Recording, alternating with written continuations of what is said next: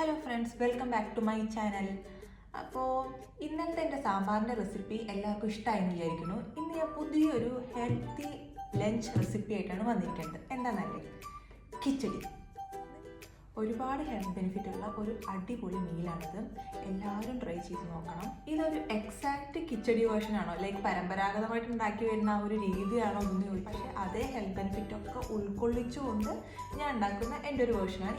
ഒരു weight loss journey നടത്തുന്ന ഒരാളായിക്കോട്ടെ, അല്ലെങ്കിൽ ഒരു ഡയറ്റ് ഫോളോ ചെയ്യുന്ന ആളായിക്കോട്ടെ, അവർക്കൊക്കെ വീക്കിൽ ഒരു 3-4 തവണ ഇത് മീൽ ഉൾപ്പെടുത്തി കഴിഞ്ഞാൽ നല്ല ഹെൽത്ത് ബെനിഫിറ്റ് ഉണ്ടാവും. അപ്പോൾ നമുക്ക് ഇതിലേക്ക് വേണ്ടി ഇൻഗ്രീഡിയൻസ് എന്തൊക്കെ നോക്കിയാലോ.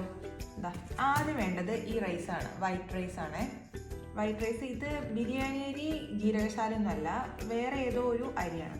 ഇവിടെ നിന്ന് മേടിച്ചതാണ് ഞാൻ. അതുപോലെ തന്നെ ഈ കുഞ്ഞിപ്പരിപ്പ്, സാമ്പാർ പരിപ്പല്ല കേട്ടോ. പിന്നെ ക്യാരറ്റ്, ഒനിയൻ, ജിഞ്ചർ, വെളുത്തുള്ളി, ടൊമാറ്റോ, പിന്നെ ഈ പട്ട, ഗ്രാമ്പൂ, ഏല, ബേ ലീഫ്, ഇതൊക്കെ. 2 ചുവന്ന വറ്റൽമുളക് കൂടി വേണം. അവിടെ നെതർലാൻഡ്സിൽ ഇപ്പോൾ വളരെ മൂടിക്കെട്ടിയ ഒരു ശോകം കാലാവസ്ഥയാണ്. കിച്ചണിലൊന്നും ഒട്ടും ലൈറ്റ് ഇല്ല. അതുകൊണ്ടാണ് ഞാനിപ്പോൾ ഈ ഡൈനിങ് ടേബിളിൻ്റെ മുകളിൽ വന്നിരുന്നിട്ട് ഇതൊക്കെ കാണിക്കുന്നത്. അപ്പോൾ ബാക്കി കിച്ചണിൽ പോയിട്ട് നോക്കാം. ഇതെല്ലാം എടുക്കാം, മറക്കരുത്. ഹലോ ഫ്രണ്ട്സ്, അപ്പോൾ നമ്മൾ കിച്ചടി ഉണ്ടാക്കാൻ തുടങ്ങുകയാണ്. അതിനായിട്ട് നമ്മൾ ആദ്യം സ്റ്റൗ കത്തിച്ച് ചൂടായി വന്നതിന് ശേഷമാണ് നമ്മുടെ ബാക്കി കുക്കിംഗ് സ്റ്റാർട്ട് ചെയ്യാം. ചെറിയൊരു ആവിയൊക്കെ വരുന്നുണ്ട്. ആവിയൊക്കെ വന്നു കഴിഞ്ഞാൽ ജസ്റ്റ് ഫ്ലെയിം ഒന്ന് കുറച്ച് വെച്ച് നമുക്ക് കുറച്ച് നെയ്യ് ചേർക്കാം. നെയ്യ് ഒരുപാടാവരുത്. ഞാൻ പറഞ്ഞല്ലോ, ഈ ഡയറ്റ് ഫോളോ ചെയ്യുന്നവർക്കൊക്കെ നെയ്യ് ഒരുപാട് കഴിക്കാൻ പറ്റില്ല എന്നറിയാമല്ലോ നമുക്ക്. അപ്പോൾ കുറച്ച് നെയ്യ് കുറച്ച് ചൂടായിട്ട് ഉരുകിയിട്ടൊക്കെ വന്നിട്ടുണ്ട്. ഇനി നമുക്ക് നമ്മുടെ ഈ ജിഞ്ചർ ഗാർലിക് ഇട്ട് കൊടുക്കാം. നമ്മളിതൊക്കെ ഇളക്കാൻ എപ്പോഴും നമ്മളൊരു വുഡൻ മരത്തിൻ്റെ ഒരു തവി യൂസ് ചെയ്യുന്നതാണ് ഏറ്റവും നല്ലത്. നമ്മൾ ഒച്ചയൊന്നും ഉണ്ടാവില്ല. അപ്പോൾ നമുക്ക് മരത്തിൻ്റെ തവി വെച്ചിട്ട് നമുക്ക് നന്നായിട്ടൊന്ന് ഇളക്കി കൊടുക്കാം. സ്റ്റീലിൻ്റെ തവി ഉപയോഗിക്കാം, പക്ഷേ ഭയങ്കര ശബ്ദം കേൾക്കില്ല. അതുകൊണ്ടാണ് നമ്മൾ ഈ മരത്തിൻ്റെ യൂസ് ചെയ്യുന്നത്. ഈ വെളുത്തുള്ളിയുടെ ഇഞ്ചിയുടെയും പച്ചമണമൊക്കെ ഒന്ന് കുറച്ച് പോയി കഴിഞ്ഞാൽ നമുക്കതിലോട്ട് നമ്മുടെ ഉള്ളി ആൻഡ് ക്യാരറ്റ് ആഡ് ചെയ്യാം. ഒരു കാര്യം വിട്ടുപോയി ഗൈസ്, നമ്മൾ ആക്ച്വലി ചെറിയൊരു ചേഞ്ച് ഉണ്ട്. നമ്മൾ ഈ ജിഞ്ചർ ഗാർലിക് ഇടുന്നതിന് മുന്നേ ഈ പട്ട, ഗ്രാമ്പൂ ഉണ്ടല്ലോ, അത് ഇടേണ്ടതായിരുന്നു. സോ ഞാൻ ജസ്റ്റ് മറന്നുപോയി. നമുക്ക് ഈ ജിഞ്ചർ ഗാർലിക് ഒരു സൈഡിലേക്ക് മാറ്റി വെച്ച് ഇത് ഇപ്പുറത്തോട്ട് ഇട്ടിട്ട് ഇളക്കാം. ഫ്ലെയിം ഒന്ന് ലോ ആക്കി വെച്ചാൽ മതി. അപ്പോൾ പിന്നെ കുഴപ്പമില്ല. എല്ലാവർക്കും ഇടയ്ക്കൊരു മറിയൊക്കെ ഉണ്ടാവുമല്ലോ. പട്ട, ഗ്രാമ്പൂ, ഏലക്ക, ജിഞ്ചർ ഗാർലിക്, ബേ ലീഫ് എല്ലാം ഒരുമിച്ച് കടന്നിട്ട് ഒരു 2 മിനിറ്റ് ഒന്ന് വഴറ്റിയെടുക്കാം നമുക്ക്. ഈ കിച്ചടി എപ്പോഴും ഭയങ്കര ചൂടോടെ അപ്പം തന്നെ കഴിക്കുമ്പോഴൊക്കെ അതിൻ്റെ ഒരു ശരിക്കുള്ള ടേസ്റ്റ് കിട്ടുക നമുക്ക്. ഈ മസാല ഇതെല്ലാം കൂടി വഴങ്ങി വരുന്ന നല്ലൊരു സ്മെല്ലൊക്കെ വരുന്നുണ്ട്. ഇത് ഏകദേശം വഴണ്ടു എന്ന് തോന്നിക്കഴിഞ്ഞാൽ കുറച്ച് ജീരകം ചേർക്കാം. കുറച്ച് ജീരകം. ഈ ജീരകം ഇടുമ്പോൾ ഈ കിച്ചടിക്ക് ശരിക്കും നല്ലൊരു ഫ്ലേവർ കിട്ടും.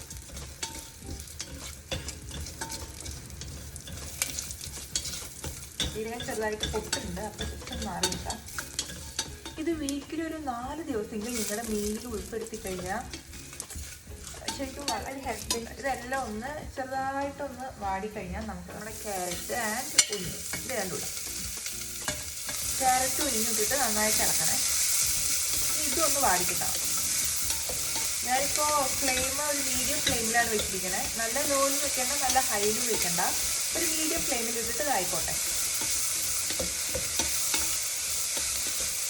ഇത് ഏകദേശം ഒന്ന് വഴഞ്ഞ് വന്നു കഴിഞ്ഞാൽ നമുക്ക് കുറച്ച് മഞ്ഞൾപ്പൊടി ചേർക്കാം. കുറച്ച് മതി കേട്ടോ. സോറി, തുറന്ന് വെച്ചിട്ടുണ്ടായിരുന്നു. കുറച്ച് മഞ്ഞൾപ്പൊടി, കുറച്ച് ഉപ്പ് ഞാൻ പറഞ്ഞല്ലോ, നമ്മുടെ ഒരു അളവിന് വെച്ചിട്ടാണ് ചേർക്കാൻ. ഞാൻ ഇങ്ങനെ ഇടുന്നേ ഉള്ളൂ. നിങ്ങളുടേതായിട്ടുള്ള അളവിൽ ഇടും. ഇനി ഇത് ജസ്റ്റ് 1 മിനിറ്റ് കൂടി വഴഞ്ഞു കഴിഞ്ഞാൽ നമുക്ക് ഇതിലോട്ട് ഒരു തക്കാളി ഇടാം. ഏകദേശം വഴഞ്ഞു വന്നിട്ടുണ്ട്. ഇനി നമുക്ക് നമ്മുടെ തക്കാളി പൊടിച്ചിടാം. ഒരു തക്കാളി ഇട്ട് നന്നായിട്ട് ഇളക്കുക. അപ്പോൾ നമ്മുടെ ആദ്യം ഇടേണ്ടത് ശരിക്കും നമ്മുടെ ഗ്രാമ്പൂ, പട്ട അതൊക്കെ ആയിരുന്നു. അത് കഴിഞ്ഞിട്ടാണ് ജിഞ്ചർ ഗാർലിക് ഇടേണ്ടത്. ആ ഒരു സ്റ്റെപ്പ് ഒന്ന് അങ്ങോട്ടും ഇങ്ങോട്ടുമാണ്, മറക്കരുത്. തക്കാളി ഇട്ടിട്ട് ഒരുപാട് വേവിക്കൊന്നും വേണ്ട. ജസ്റ്റ് ഒന്ന് ഇളക്കി കഴിഞ്ഞാൽ നമുക്ക് കഴുകി വെച്ച അരിയും പരിപ്പും കൂടായി. കഴുകി എന്താ ഈ ഒരു അരിപ്പേര് ഇങ്ങനെ ഇതാക്കി വെച്ചിരിക്കുകയാണ്. ഇതിട്ടിട്ട് നന്നായിട്ടൊന്ന് കൂട്ടി യോജിപ്പിക്കാം. നന്നായിട്ട് ഇങ്ങനെ കൂട്ടി മിക്സ് ചെയ്ത് കഴിഞ്ഞിട്ട് നമുക്ക് ഇതിലോട്ട് വെള്ളം ഒഴിക്കാം. ഞാൻ ഇതിൽ യൂസ് ചെയ്യുന്നത് 1 ഗ്ലാസ് അരിക്ക് 2 ഗ്ലാസ് വെള്ളം എന്നുള്ള രീതിക്കാണ്. അപ്പോൾ ഇതിൽ 1 ഗ്ലാസ് അരി 1 ഗ്ലാസ് പരിപ്പും ഉണ്ട്. അപ്പോൾ നമ്മൾ 4 ഗ്ലാസ് വെള്ളം. 4 ഗ്ലാസ് വെള്ളം ഞാൻ ചൂടാക്കി വെച്ചതാണ്. ചൂടുവെള്ളം വേണം ഒഴിക്കാൻ കേട്ടോ എപ്പോഴും. നമുക്ക് നന്നായിട്ട് ഇളക്കാം. ആക്ച്വലി 2 ആൾക്ക് ഉണ്ടാക്കണമെങ്കിൽ ഇത് കുറച്ച് കൂടുതലാണ്. ഇന്ന് ജസ്റ്റ് അറിയാണ്ട് കുറച്ച് കൂടി പോയതാണ് ഈ അടുത്തപ്പോൾ. ശരിക്കും ഞാൻ 1/2 ഗ്ലാസ് അരിയും 1/2 ഗ്ലാസ് പരിപ്പുമാണ് എടുക്കാറുള്ളത്. ഞാൻ 1 ഗ്ലാസ് അരി 1 ഗ്ലാസ് പരിപ്പ് എടുത്തു. ഇന്നേക്കും നാളേക്കും ഉള്ളതുണ്ടാവും ഞങ്ങൾക്കിത്. നന്നായിട്ട് ഇളക്കി കൊടുക്കുക. ഇടയ്ക്കൊന്ന് ഉപ്പ് നോക്കാം.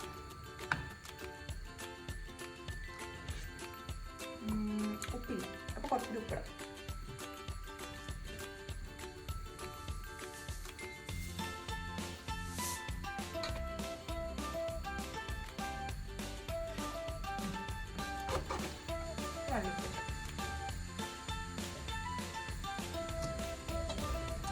ഇതൊന്ന് മീഡിയം ഫ്ലെയിമിൽ വെച്ചിട്ട് ഒരു 2 വിസിലടിക്കണം. അവർ കണ്ടായി പറഞ്ഞില്ല. ഇതൊരു മീഡിയം ഫ്ലെയിമിൽ വെച്ചിട്ട് ഒരു 2 വിസിലടിക്കണ വരെ നമുക്കിത് വേവിച്ചെടുക്കാം.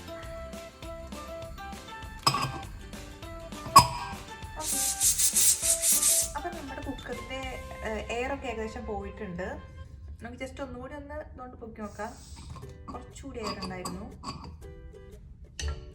കുറച്ചുകൂടി പ്രഷർ ഉണ്ടായിരുന്നു. നമുക്കിനി ഇത് പതുക്കെ ഓപ്പൺ ചെയ്യും. നല്ല പെർഫെക്റ്റ് കിച്ചടി റെഡി ആയിട്ടുണ്ട്. നല്ലൊരു സ്മെല്ലൊക്കെ വരുന്നുണ്ട് കേട്ടോ. സംഭവം ഇത് ഒരു പൊടിക്ക് കുഴഞ്ഞിട്ടാണ് ഇരിക്കുന്നത്. ശരിക്കും കിച്ചടി ഇങ്ങനെ തന്നെയാണ് ഉണ്ടാവുക. ഇങ്ങനെ ബിരിയാണിയുടെ പോലെ ഇങ്ങനെ വേറിട്ട് കിടക്കുന്നില്ല റൈസ്. ഈ ഒരു മോഡലാണ് നമുക്ക് കഴിക്കാൻ എപ്പോഴും നല്ലത്. നല്ല ചൂട് കിച്ചടിയാണ്. നിങ്ങളെല്ലാവരും ഇത് ട്രൈ ചെയ്യണം. ഇത് ഒരുപാട് ഹെൽത്ത് ബെനിഫിറ്റ് ഉണ്ട്. ഇത് അറ്റ്ലീസ്റ്റ് ഒരു 3-4 ദിവസമെങ്കിലും ഇതിൽ ഉൾപ്പെടുത്തി കഴിഞ്ഞാൽ വളരെയധികം നന്നായിരിക്കും. അപ്പോൾ എല്ലാവരും please try this and comment below. നിങ്ങളും ഇതുപോലെ തന്നെയാണ് കിച്ചടി ഉണ്ടാക്കുക. നമുക്ക് കുറച്ച് ടേസ്റ്റ് നോക്കി നോക്കാം. ഇതിൻ്റെ കൺസിസ്റ്റൻസി ഒക്കെ കറക്റ്റ് നമ്മൾ വിചാരിച്ച പോലെ തന്നെ കിട്ടിയിട്ടുണ്ട് ഫ്രണ്ട്സ്.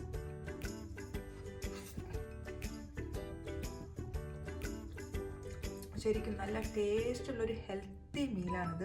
എല്ലാവരും ട്രൈ ചെയ്ത് നോക്കണം. ഇത് കുറച്ച് കുഴഞ്ഞിരിക്കണോണ്ട് നമുക്ക് ഒരുപാട് ചവയ്ക്കേണ്ട ആവശ്യമൊന്നുമില്ല, പെട്ടെന്ന് അറിയിക്കോളും.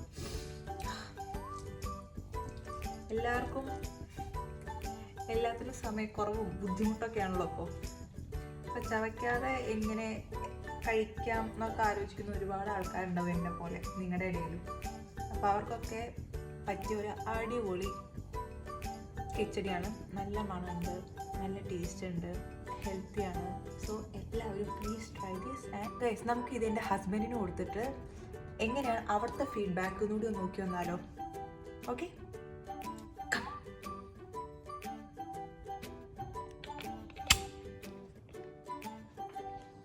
നമ്മുടെ ഹെൽത്തി മീലാണ് ഈ പോയിക്കൊണ്ടിരിക്കുന്നത്. ഹലോ, ഇത് കുറച്ച് കഴിച്ചിട്ട് എങ്ങനെയുണ്ട് ഒന്ന്?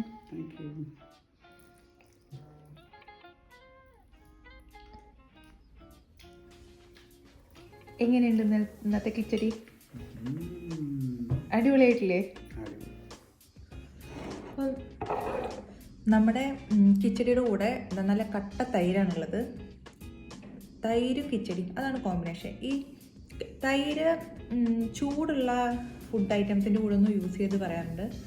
അങ്ങനെ നിങ്ങൾക്ക് ഉണ്ടെങ്കിൽ കുറച്ച് ചൂടാറിയിട്ട് അതിൻ്റെ കൂടെ കൂട്ടിയാൽ മതി. Okay, thank you so much for watching my video. അടുത്ത ഒരു പുതിയ റെസിപ്പി ആയിട്ട് നമുക്ക് അടുത്ത ദിവസം കാണാം. Bye bye.